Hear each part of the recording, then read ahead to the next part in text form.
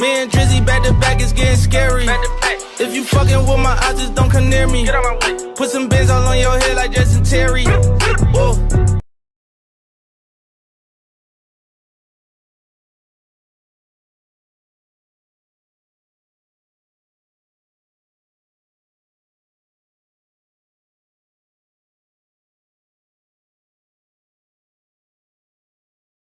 Let's go. Yes, We back. We are back. The Faison View podcast, man. You already know, new scenery, new vibes, and my brethren is back, man.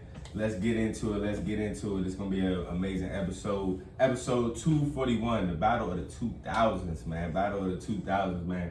As you already know, man, Color Power Game Shift. Make sure you go cop that. Make sure you go get that. The merch we'll be putting up soon. Just seeing how everything was gonna be acclimated. Now we in a new space, so it's time to get into it. Let's get into it, man. Our agenda today, brother, is Faison versus Jarule, man. Battle of the 2000s, man. That was a very good versus. Threw it back for us.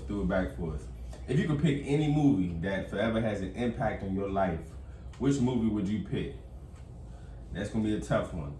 And I know this is just one of those questions, but I seen it trending, and I'm just wondering. One gotta go. If you could deal with any national disaster, hurricane, tornado, or earthquake, because it's been happening a lot lately, man. You gotta be mindful of all these things. Name one characteristic about yourself that scares you in a good way. Listen to that. And 25-year anniversary of Tupac's death. The importance of Tupac. It's always gonna be important to hip hop and our culture. And lastly, would you rather work more hours a day to have longer weekends, or work fewer hours a day with more weekdays? So we're gonna get into it. That's a good combo in itself, man. But first and foremost, Faison Jarule, man. Who did you think was gonna win the battle coming into the battle before? Well, coming in, I had Crack. Yeah, Joey Crack. Yeah, Crack. I mean, his first album came out '93, Terror Squad, and they been doing anything for a minute. You know what I'm saying? All that freaking back when he was Fat Joe the Gangster and all that Don Cartanga and all that big pun. So yeah, I definitely had Crack. And I feel like Crack doesn't get his credit musically, because he's an MC. He's what we call an MC too. Yeah, New York icon, hip hop icon, man. For sure. Joey Crack. And brought us a lot of great people. Brought us Pun, brought us Remy, brought us Khaled, Terror Squad. And personality wise, like, no slack against Jarule, but I like Fat Joe personality wise. So, it was tough for me, but honestly, I had Jarule. In the Battle of the 2000s, man. Jarule got too many hits, man. He's wrote for too many people. He has too many hits, and he has hits with people that you may not think he has hits with. Just in his verses, I seen him pull up a song with Tupac. Honestly, I didn't know he had a song with Tupac. I didn't know he had that many songs with Jay-Z. I mean, we all know he's written for a lot of people, but he also, wrote a lot of things regarding What's Love. Fat Joe, him, and Ashanti. He wrote that song. So it's kind of like... he got to play that? Huh? Fat Joe played it, but it's still kind of a point for Jarule, because he wrote it. Someone had to play that. Like, somebody. Of course. I feel like it was Fat Joe's record, so I guess it was only right here. For sure. And I felt like in this verses, it was more so... and I wouldn't say Jarule...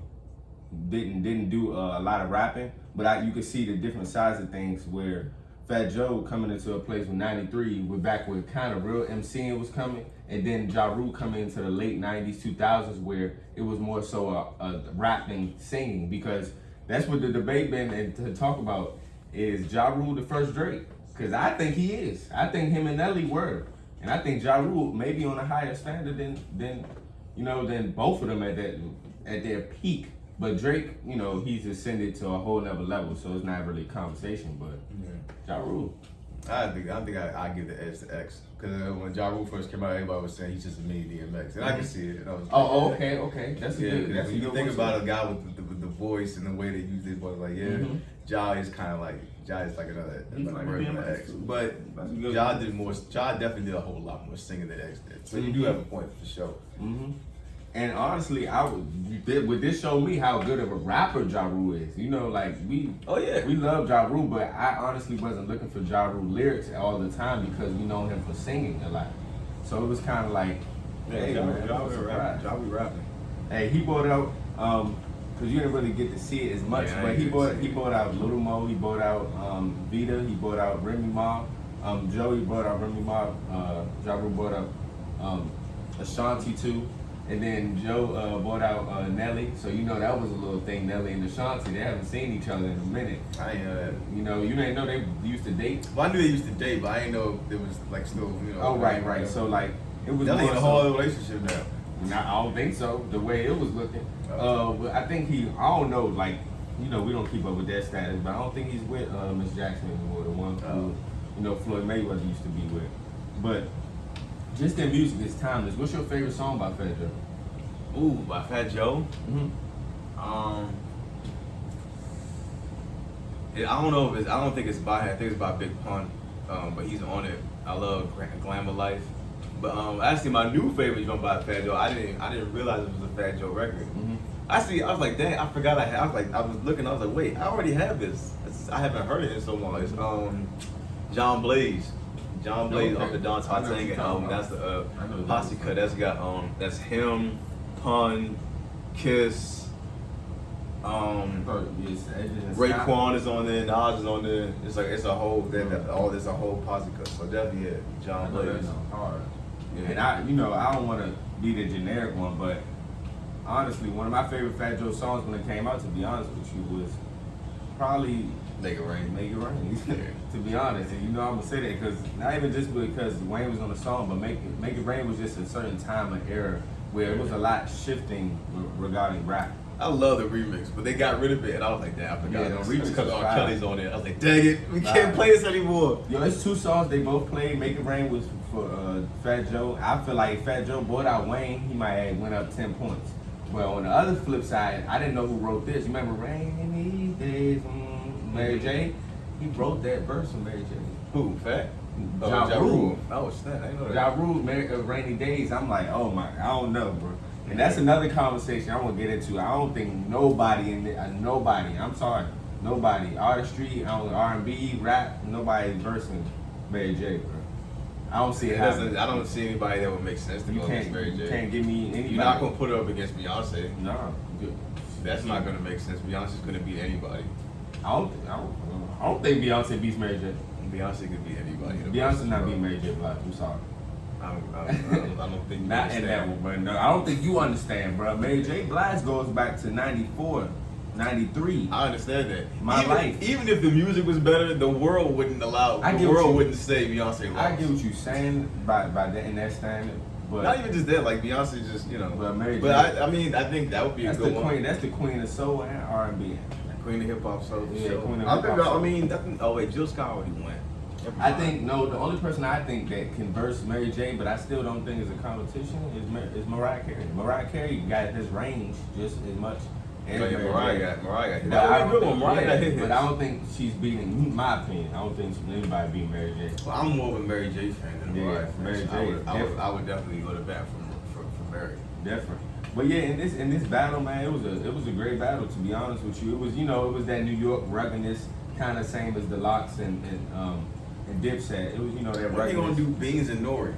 Is that next? next? That's next. That should be next or with the next two, but that's already in. They were sleeping on this one. I feel like they're gonna sleep on this one coming up too. Right, because people were sleeping on this one, and actually, I didn't understand it. People were saying we not trying to watch Fat Joe. I'm like, what are you talking about? Like what? Man, that's real music. What are you talking about? That's Fat Joe real and Ja Rule. That was And my question before we move on to this topic: 50 Cent or Ja Rule? If it were to happen, I'm going with 50. I'm going with Rule, bro. I'm going with 50. I'm going with Rule. Rule got more of a catalog, to be honest with me, and I'm talking about in the sense of like we just said, he can go from R&B, he can go from rap. If 50 plays Wankster and you not me and I smell, he already wins. Oh, nah. Just off the strength of the fact that he played that in front of your face. I get what you're saying. But Ja Rule can play, it don't matter because Ja Rule has range. I get what you're saying in the shock value. Because it's kind of like what you saying with Gucci and Jeezy. When he said what he said, it's like, all right, you might got that one. Jeezy still came out on top. That was crazy. I think so, too. But yeah, I'm going to go with 50. I'm going to go with 50 when I got room on that one, but that's to be seen. All right, if you could pick any movie that has a forever impact on your life, which movie are you picking? Go first while I think. All right, I think I had 3 options, but I'm gonna just say my one. Any Given Sunday. I know it's a football movie, but to me it's the greatest sports movie, but also a movie about life. It teaches you the business and aspects of life. And also, you know, Al Pacino did an amazing job, Jamie Foxx, but what really stood out to me was just how he just spoke about, yeah, the game is about inches. Yes, knowing the football, but life is about inches. Life is about decisions and making really quick decisions. And really just the verbiage in that movie I will never forget, because it's a lot of things that apply to, yes, football, but it applies to life. Like the business aspect, having an understanding of what contracts are, having an understanding how the industry moves, because a lot of people really are, we've seen a lot of people become very introverted, superstar-wise, because of the industry and how it is, and how janky it can be. So I would say that movie, and then, you know, I'm gonna add this one is Do the Right Thing. Do the Right Thing for me is Do the Right Thing. is everything in one, especially revolving around our culture. It has so much symbolism and realness, and it's teaching a story about just our culture and where we come from and how we live. So those 2 movies have always had a huge impact on me. What about you? Impact-wise, this is nowhere near my favorite movie, but the Greatest Showman had a huge impact on me. And I watched it because I'm a Hugh Jackman fan. I'm not a big musical fan unless it's like a Disney movie that I've seen. But The Greatest Showman was just a really good movie because you learn a lot. And it's based off a true story.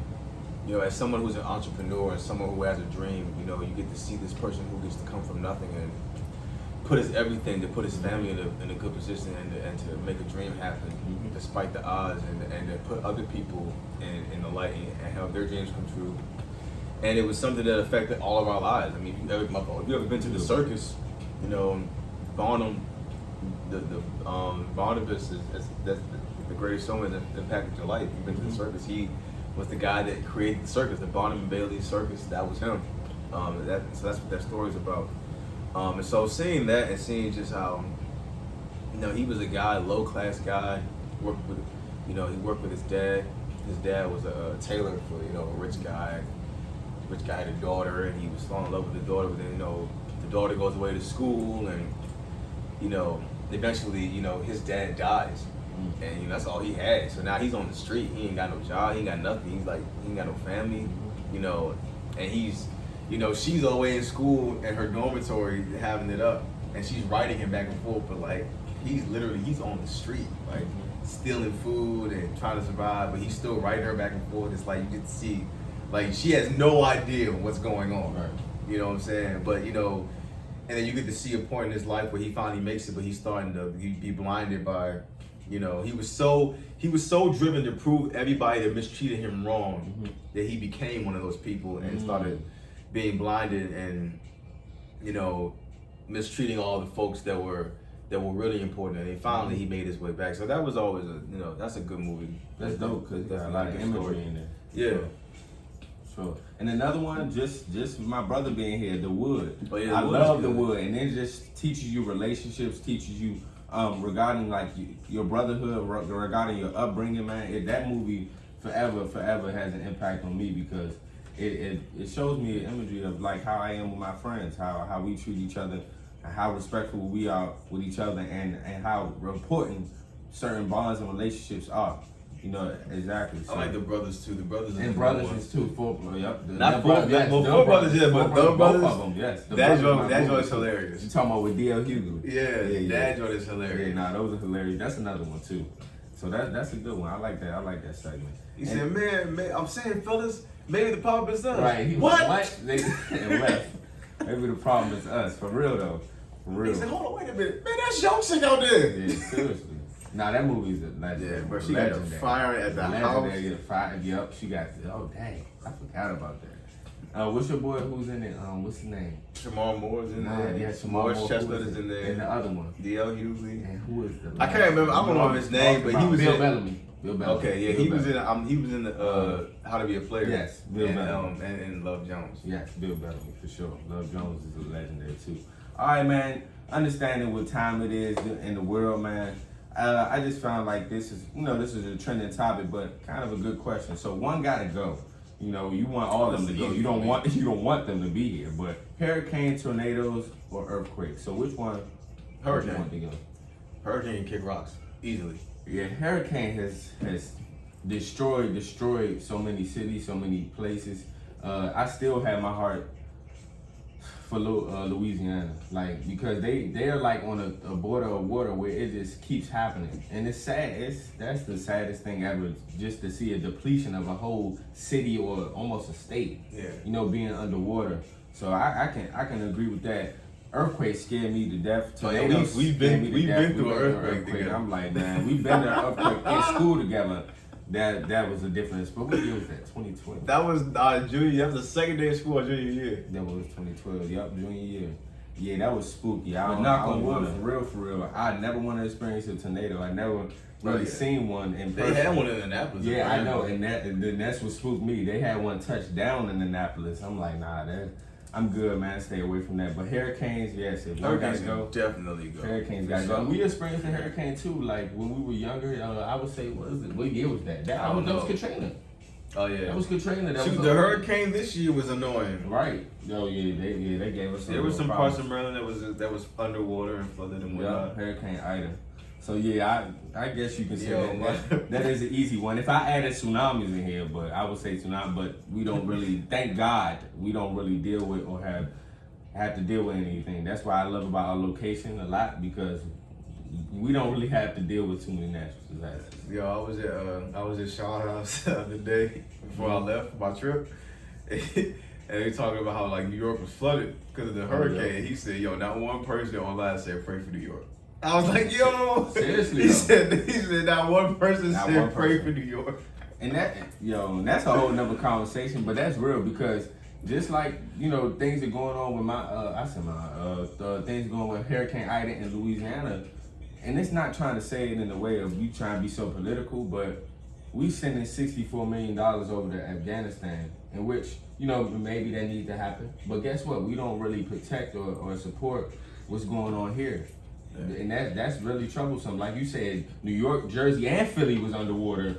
They good now, but it was like, that was crazy to think about. Nobody said pray for I was like, that's because they saw y'all out there on floaties smoking hookah. They was like, yo, New York is fine. They thriving in this. They was on jet skis and everything. So he said not one person said pray for New York. But that is a fact though.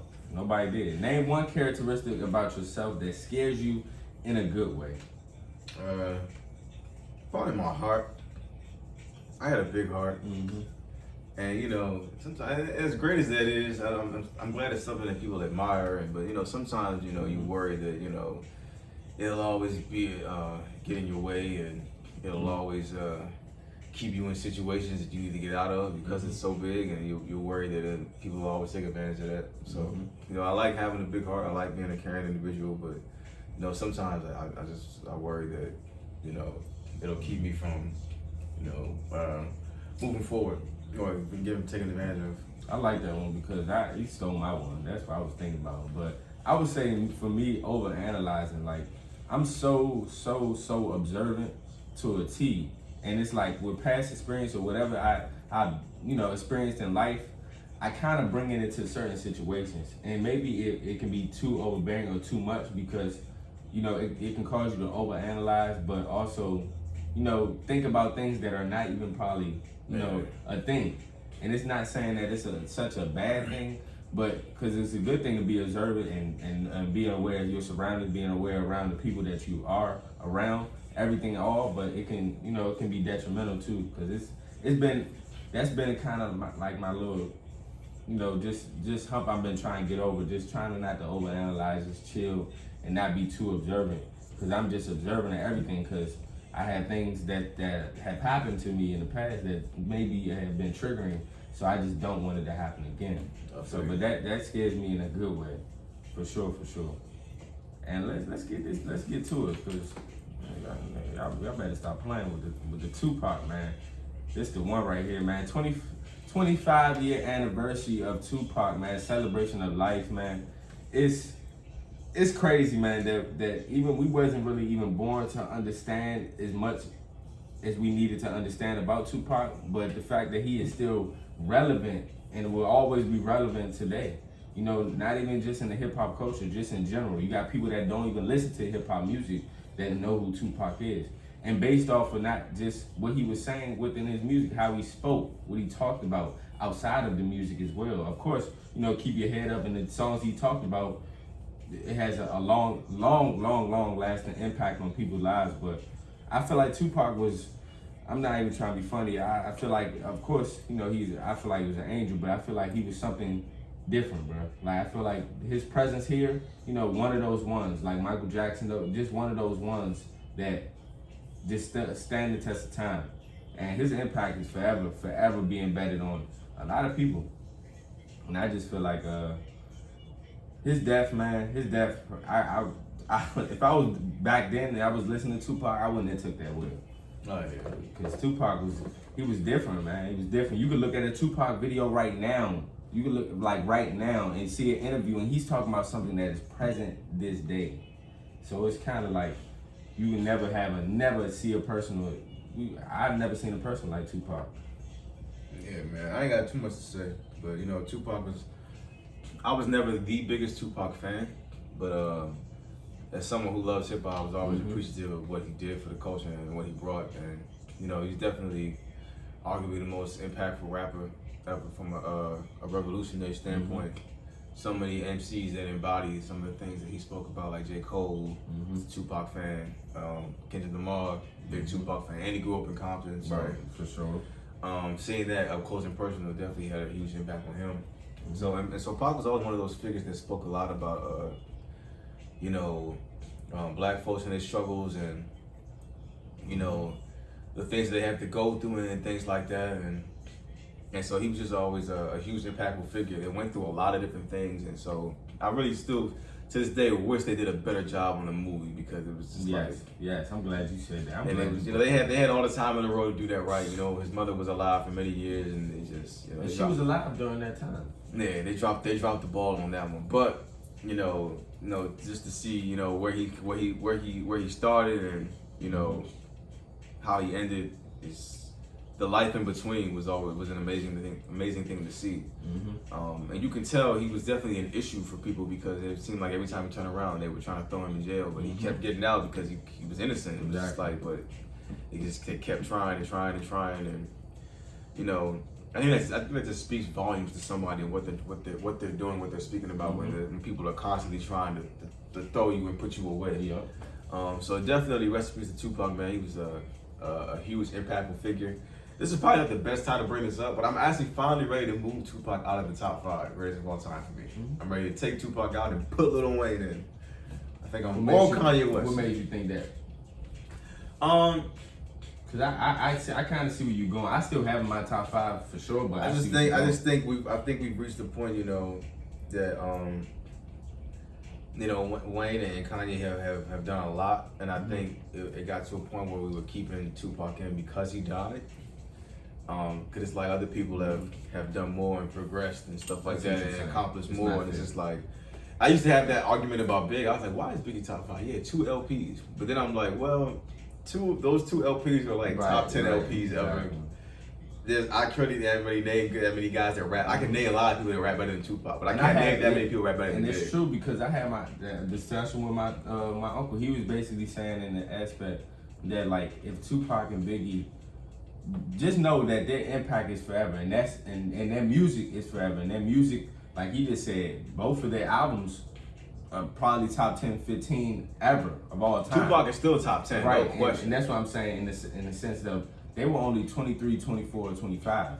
But what he was saying, what I really respect, is because you had to get a respect to those, unfortunately, the ones that are still here, and the catalogs and discographies that have stood the test of time. So I can understand what you're saying in that standpoint. Because like I think it's fair to say that Kanye West and Lil Wayne are just as impactful as Tupac. Sure. I mean, we've literally just seen the impact of Kanye West in a short amount of time. Man, just had hit 1 billion streams in 10 days alone. Sold out 3 stadiums. You ain't lying. So there's that. And that's just West. I mean, you look. I mean, you talk about Wayne. Then you look at all the rappers today. They all want to be him.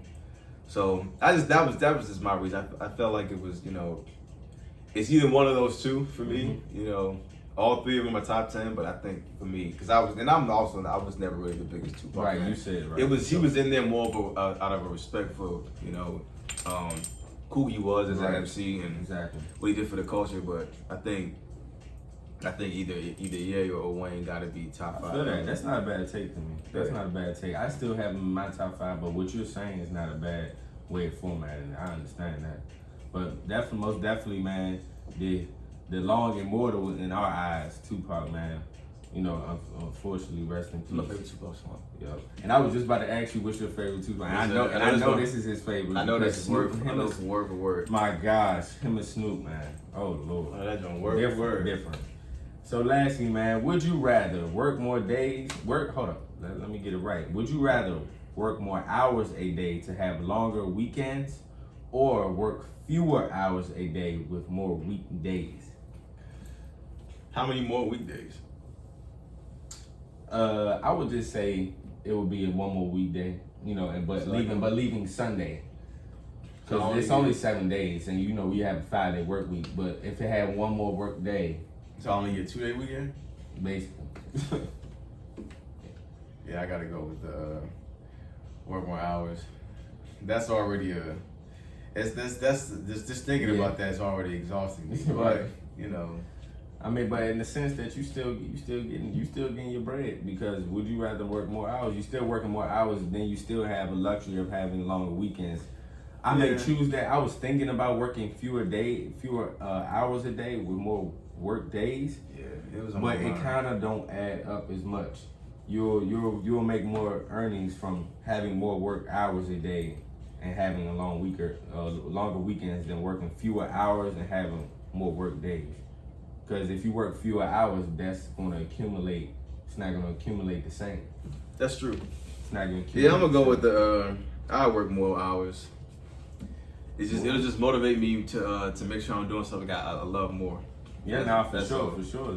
But also, you know, you can't be caught working at UPS for 10 hours a day. Right, but if you have longer weekends, you know, it gives you the opportunity to work on things that you may have to work on during the weekends. That's true. So and then longer weekends, I'm thinking a 3-4 day weekend and just work. And then how I look at it, it's like, say if we had a 3-day weekend, you know, even a 4-day weekend, the rest of those days, you're gonna triple those hours, but you're gonna reap the benefits from it. So I don't know. That's a question that y'all need to comment below. Facts. And answer, man. But you already know, man. Please like, subscribe, and share this podcast. We are back, man. New location, new visuals. We getting into it. It's nothing but to come up, man. Nothing but to come up, man. Keep rising. Much love, man. Much love, guys. See you guys soon. Thursday, 5 p.m. All right.